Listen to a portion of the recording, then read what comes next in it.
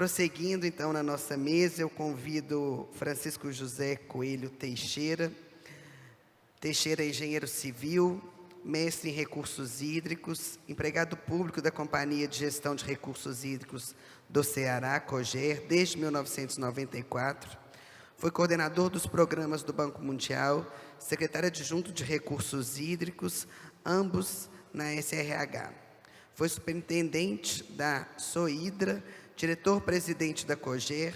No Ministério de Integração Nacional foi assessor especial, secretário de Infraestrutura Hídrica, ascendendo ao cargo de ministro de Estado do Ministério de Integração Nacional em outubro de 2013. É atualmente o secretário de Estado de Recursos Hídricos do Estado de Ceará. Teixeira, a palavra é sua.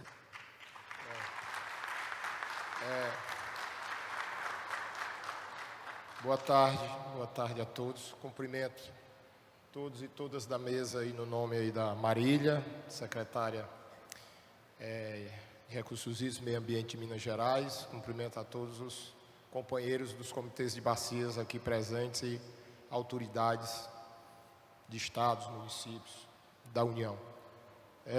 Bem, eu vou falar aqui rapidamente, muito focado na nossa experiência do Ceará e que acredito que sirva, assim, eu diria assim, de exemplo, de inspiração, pelo menos para os estados do Nordeste. Já que eu sei que em outras regiões do Brasil a gestão é bem mais complexa do que na nossa realidade. O tema, né, gestão da água, responsabilidade de todos, e planejamento, regulação e financiamento. Eu gostaria de um pouco abordar É muito importante a gente, antes de entrar nesses temas, a gente saber que para uma política de recursos hídricos, você precisa ter aí, né, um arcabouço legal, adequado, constituído, institucional também, para poder implementar aquilo que está em lei, que é a política de recursos hídricos. Então, no nosso caso, e eu acho que hoje já está em muita parte do Brasil, eu entendo que a gestão de recursos hídricos está associada à operação e manutenção de infraestrutura hídrica. Eu não consigo enxergar você fazer gestão de recursos hídricos sem pensar em operar, manter uma infraestrutura hídrica,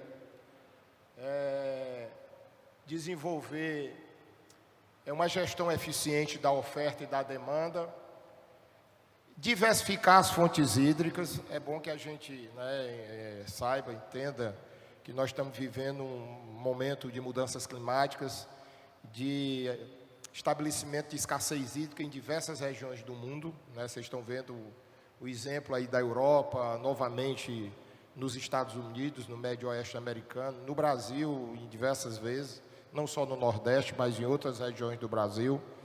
Então, nós temos que diversificar as fontes, né? Usar não só as águas superficiais, subterrâneas, mas trabalhar a captação de água da chuva, o reuso, a dessalinização de água do mar. Isso eu acho inexorável em muitas regiões do mundo, inclusive aqui do Brasil.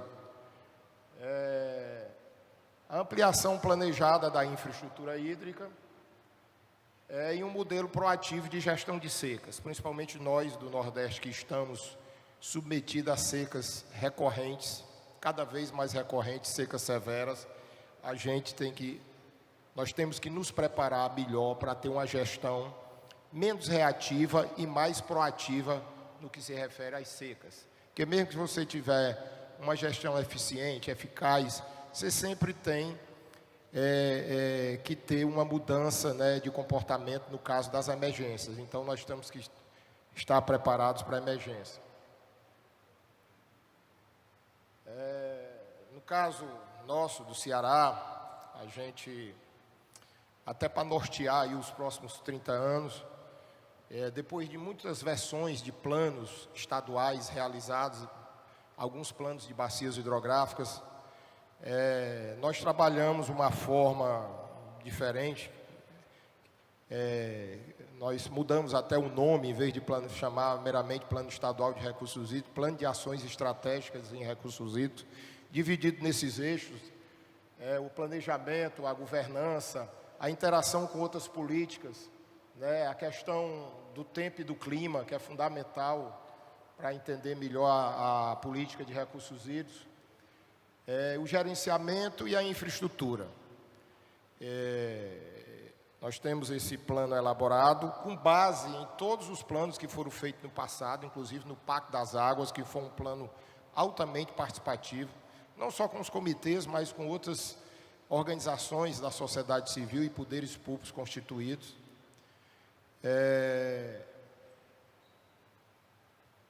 No caso da governança, é sempre importante, né, a gente ter o fortalecimento do sistema de gestão, né, seja o federal, os estaduais. Trabalhar a sustentabilidade financeira desse sistema. O bom é que se esse sistema fosse independente de orçamento governamental, pelo menos em termos de, como o Sérgio falou aqui, de gestão, já que para ampliação da infraestrutura hídrica, não tem parte nenhuma do mundo alguma forma em que esse sistema se financie dentro dele, por si próprio. Você vai sempre precisar dos orçamentos, né, seja orçamento da União, orçamento estadual, municipal. Só a cobrança da água não vai permitir, por exemplo, uma ampliação efetiva da infraestrutura hídrica, mas dá para buscar a sustentabilidade na gestão. O fortalecimento dos organismos colegiados, né, Conselho Estadual, Comitê de Bacias, as comissões gestoras, como foi falado aqui pela Marília. Isso é sempre bom estar reforçando, capacitando e aprimorando, inclusive a representatividade desses colegiados. Uma das grandes crises que nós temos no sistema é a questão da representatividade, né? Então, a gente tem que buscar aperfeiçoar essa representatividade. A alocação negociada de água, que no Ceará é fundamental, é um dos instrumentos mais, eu diria assim, talvez o mais importante da nossa política de recursos hídricos. O Comitê de Bacia do Ceará, ou os comitês, os 12 comitês, eles se envolvem efetivamente na alocação negociada de água. Ninguém destina a água a um uso ou outro sem ser discutido com os comitês de bacias e com as comissões gestoras. E a questão da educação, né, voltada para o recursos hídricos, principalmente para quem vive no semiárido. Há que ter uma educação efetiva para entender que estamos numa região de escassez, né, numa região onde a água é um fator limitante, né, até do desenvolvimento econômico.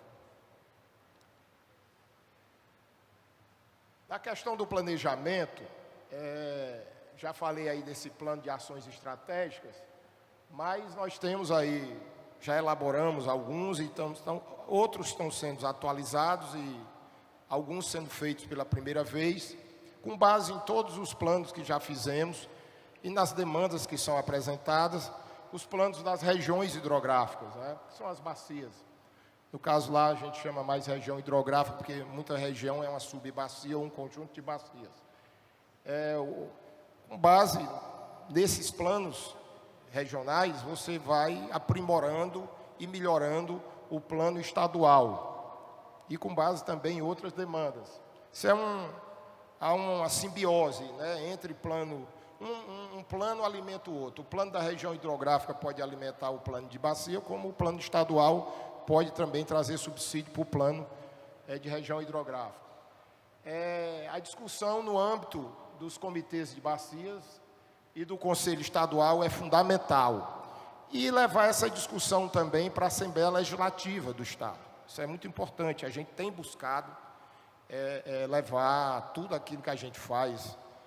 Nós temos secretaria, pelo menos reunião aí umas 2 vezes no ano com a Assembleia Legislativa para discutir as demandas do setor, né, de água no Estado.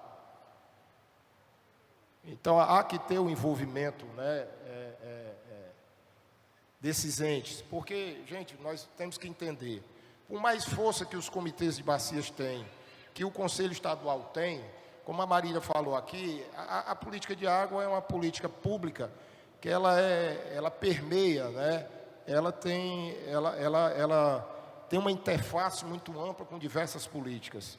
Se você não levar essa questão para o poder público constituído, seja o poder executivo, poder legislativo, estadual, municipal, você não consegue andar, não consegue atender às demandas para ter uma boa política de recursos hídricos. E na questão da regulação, nós temos buscado, né, aperfeiçoar cada vez mais a outorga de direito de uso, buscar a outorga com olhar na eficiência do uso da água, né? Emitir as outorgas de forma mais célere, é uma outra questão que a gente tem buscado. Atualizar sistematicamente, agora nós estamos atualizando mais uma vez, o cadastro de usuários de água, né? E campanhas de regularização. Ainda hoje, depois de 30 anos de política de recursos hídricos, a gente tem que fazer campanhas para poder levar a mensagem da política de recursos hídricos, da legislação e da importância dos usuários, né, estarem cadastrados e outorgados. Isso é importante, isso é permanente. A fiscalização dos usos, né, e das intervenções hídricas é fundamental. Nós que vivemos uma década, ainda estamos vivendo uma década assim, muito severa em termos de escassez hídrica, o instrumento da fiscalização tem sido fundamental. Então, é muito importante isso estar sendo trabalhado. Atualização permanente do arcabouço legal. O mundo hoje é dinâmico. O que mudava, as mudanças que ocorriam em 10 anos, hoje ocorrem ano a ano. Então, olha, muito da nossa política que serviu para as décadas anteriores não serve para hoje. Então, nós tivemos que quebrar vários paradigmas, seja do ponto de vista técnicos, operacionais, como normativo e reguladores. Então, isso é dinâmico, né? Então, esse arcabouço legal ele tem que ser sistematicamente atualizado. Isso é muito importante, né, no caso da regulação. O financiamento dos recursos hídricos, aí nós precisamos ter uma humildade. Nós, né, do setor, nós trabalhamos com a política, o poder executivo constituído, o poder legislativo, e os comitês de bacias. Esse financiamento, ele não ocorre, como eu disse, só com a cobrança. E as demandas a serem atendidas, elas não se originam só nos comitês. Elas se originam no Poder Executivo Municipal, no Poder Legislativo Municipal, né? Vem de deputados, vem de prefeitos. E a gente tenta colocar tudo isso nos planos de bacias, consolidar, claro, usar critérios técnicos de atendimento, mas a gente tem que entender que numa democracia representativa, o poder do voto é muito importante. O prefeito é eleito pela população, o vereador é eleito, o deputado também. Então, as demandas que eles trazem, né, precisam ser analisadas com atenção, porque tem a sua legitimidade. Pode não ser aquele atendimento proposto mais correto tecnicamente. E aí, essa interação com os comitês de bacias, com o Conselho Estadual, é muito importante. Por isso que se tenta, né, que prefeitos, vereadores, né, o Poder Legislativo Municipal e Estadual tenha presença nos comitês. E tem alguns desafios no financiamento. O crescente encarecimento da água, fácil aumento da demanda e a diminuição da oferta, em função das irregularidades climáticas. A necessidade de incremento do valor da água ofertada aos setores de saneamento e agropecuária. O setor da indústria tem uma boa capacidade de pagamento, e no caso do Ceará já está no limite. O setor de saneamento já tem aí suas dificuldades e precisa melhorar e se aperfeiçoar. E o setor de agricultura, nós cobramos há mais de 20 anos a água do setor de agricultura. Mas é um desafio. No Ceará nós tivemos que discutir bastante ultimamente para não ter retrocesso, né? Setor da agropecuária, de uma certa forma, questionando o pagamento da água, querendo entender que a água tinha que ser de graça. É desafiador, sabe, essa questão do financiamento. O reuso de afluentes tratados como fonte hídrica, que é algo também inexorável, a dessalinização de água do mar também, e a utilização de mananciais urbanos, isso encarece também o valor da água. Então, essa diversificação das fontes hídricas leva ao encarecimento já presente e futuro da água. Então, eu fiz aqui um esquema de como a gente tenta encaminhar no Ceará a questão do financiamento, né, para os recursos hídricos. A origem das demandas, elas não vêm só dos comitês de bacias, A gente tenta consolidar isso no âmbito dos comitês e do Conselho Estadual. Mas vem de entidades da sociedade civil, que às vezes estão presentes nos comitês ou não, vem do Poder Executivo Municipal ou Estadual, do Poder Legislativo Municipal ou Estadual, ou diretamente dos usuários, e nem todo mundo está presente dentro dos comitês, né? Apesar de todo o esforço de convidar esses entes para estar dentro dos comitês, nem todo mundo está presente. Então, a gente busca, se a ação é estruturante, é uma ação de longo prazo, a gente busca levar para os planos de regiões hidrográficas, aonde se discute com os comitês, e para o plano estadual, né, em seguida. Aquelas ações de gerenciamento, que são mais ações do dia a dia, né, que se originam também nesses entes, se discute sistematicamente no Conselho Estadual, nos seminários de alocação negociada de água, onde surgem muitas demandas, em reuniões de comitês e comissões gestoras, e em reuniões de grupo de trabalho, que nós temos grupo de trabalho multissetorial para, vamos dizer, trabalhar a questão da escassez hídrica e do atendimento das demandas mais imediatas. Então, temos essas instâncias para discutir a forma de financiamento, né? E a origem do recurso para financiar essas demandas, se elas são estruturantes, vem do orçamento estadual, orçamento da União, empréstimo junto a organizações de financiamento. Se for uma demanda de longo prazo, mas que não tem um valor muito alto, o valor da cobrança, a arrecadação da cobrança, algumas vezes consegue até financiar esta demanda. Agora, o que a cobrança pelo uso dos recursos hídricos no Ceará de fato consegue é financiar as ações de gestão, o gerenciamento dos recursos hídricos. Essas ações de gerenciamento, elas são inteiramente financiadas com a cobrança pelo uso das águas. Então, eu acho, gente, que era isso aqui que eu tinha para mostrar para vocês, baseado no que nós vivemos na prática no nosso estado, e acho que dá para aproveitar para uma experiência para algumas regiões do nosso país. Muito obrigado a todos, boa tarde.